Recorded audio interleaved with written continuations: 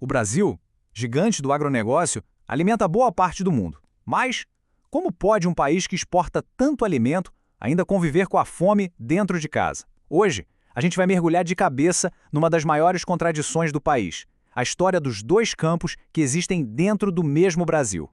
Pois é, essa é a pergunta que move a economia, a política e, claro, a vida de milhões de brasileiros. Parece um quebra-cabeça, né? Como isso é possível? Para a gente começar a montar essa resposta, a gente precisa olhar bem de perto para os dois lados que formam o agronegócio no Brasil. Então, para entender essa história, vamos conhecer os protagonistas. De um lado, o agronegócio, uma verdadeira potência global, focado na exportação. Do outro, a gente tem a agricultura familiar, que é quem, no fim das contas, bota o feijão com arroz na mesa da maioria da população. São dois mundos operando de formas completamente diferentes. Ok, mas como é que a gente chegou nessa divisão tão clara, tão marcante? Para entender isso, a gente precisa voltar um pouco no tempo. A resposta está na nossa história, em decisões lá do passado que moldaram a terra e que a gente sente os efeitos até hoje. Olha só, essa divisão não nasceu ontem. Ela começou a ser desenhada lá em 1850 com a Lei de Terras. Essa lei basicamente transformou terra em mercadoria, o que ajudou a concentrar grandes áreas nas mãos de poucos. Aí, pulando mais de um século, nos anos 60 veio a chamada Revolução Verde. Chegaram as máquinas, a tecnologia, só que isso beneficiou principalmente quem já era grande. E claro, com tanta gente saindo do campo, as tensões sociais aumentaram. Foi em resposta a isso que o governo criou órgãos como o INCRA, para cuidar da reforma agrária. E bem mais tarde, já em 2000, o MDA, com foco total na agricultura familiar. E essa história toda nos traz direto para o cenário atual. Agora, vamos colocar esses dois modelos lado a lado. Fica bem mais fácil de enxergar as diferenças gritantes entre eles. De um lado, a gente tem o agronegócio. O foco dele, exportação. É soja, milho, carne, tudo em escala industrial, usando muita tecnologia em fazendas gigantescas, os latifúndios.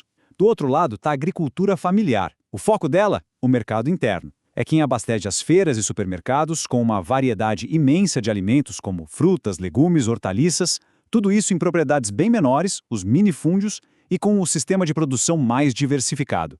Agora segura essa informação. Se a gente olhar o número de estabelecimentos rurais no Brasil, a imensa maioria, 77%, pertence a agricultores familiares. Olhando só para esse número, parece que eles dominam o campo, certo? Pois é, mas quando a gente olha para a área total que essas fazendas ocupam, a história se inverte completamente. Aqueles 77% de agricultores familiares estão espremidos em apenas 23% da terra agricultável. Enquanto isso, os grandes produtores, que são a minoria, controlam os outros 77% do território. Esse é o retrato da concentração de terras no país. E aqui tem um ponto que vale a pena esclarecer. É muito comum a gente ouvir por aí que 70% da comida que chega no nosso prato vem da agricultura familiar. A importância deles é gigante, sem dúvida, mas pesquisas mais recentes mostram que o número mais correto seria mais da metade. É uma nuance pequena, mas importante para entender a contribuição real de cada setor. E essa divisão toda não é só um acaso da história ou da economia, não. Ela é, em grande parte, reforçada por políticas públicas. É como se o governo, na prática, tivesse políticas diferentes, com apoios e incentivos bem desiguais para cada um desses dois campos. Vamos falar de dinheiro. O Plano Safra é o principal programa de crédito rural do governo. Nele, o agronegócio tem acesso a um volume gigantesco de recursos. São mais de 500 bilhões de reais para financiar a produção em larga escala. E a agricultura familiar? Bom, ela também tem um plano safra específico para ela, mas o valor é bem diferente, 78 bilhões de reais. A diferença é gritante, né? E mostra bem as prioridades distintas. Uma política voltada para gerar lucro com exportação e outra para o abastecimento do mercado aqui dentro. Para entender por que o apoio à agricultura familiar é tão estratégico, a gente precisa falar sobre um conceito-chave: segurança alimentar e nutricional. E o que é isso? Bom, não é só sobre não passar fome, é sobre o direito de ter acesso, todo dia, a uma comida de qualidade, em quantidade suficiente, sem que isso signifique abrir mão de outras coisas essenciais.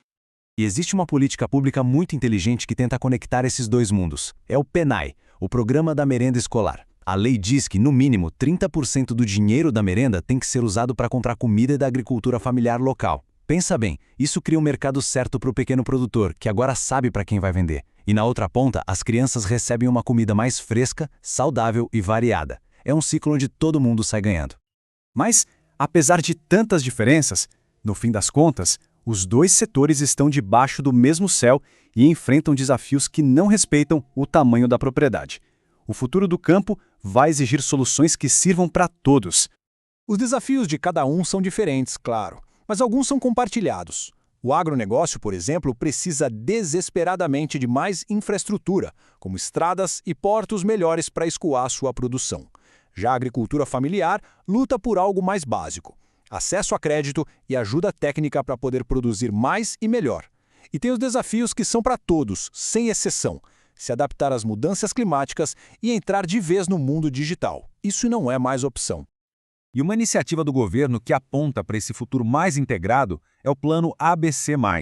A ideia é bem simples: incentivar uma agricultura que emita menos carbono. Isso passa por recuperar áreas degradadas, usar técnicas que protegem o solo e integrar a criação de gado com a lavoura e a floresta. É um jeito de preparar o campo brasileiro para as novas exigências do clima e do mercado global, que quer cada vez mais sustentabilidade. E no fim, a gente volta para a grande questão. Com desafios tão gigantescos batendo na porta, como as mudanças climáticas e a revolução digital, será que o Brasil vai conseguir um jeito de fazer com que o seu gigante do agronegócio e a sua vital agricultura familiar não só convivam, mas colaborem? Será que esses dois campos podem finalmente crescer juntos? A resposta para essa pergunta vai definir não só o futuro do campo, mas o futuro do Brasil nas próximas décadas.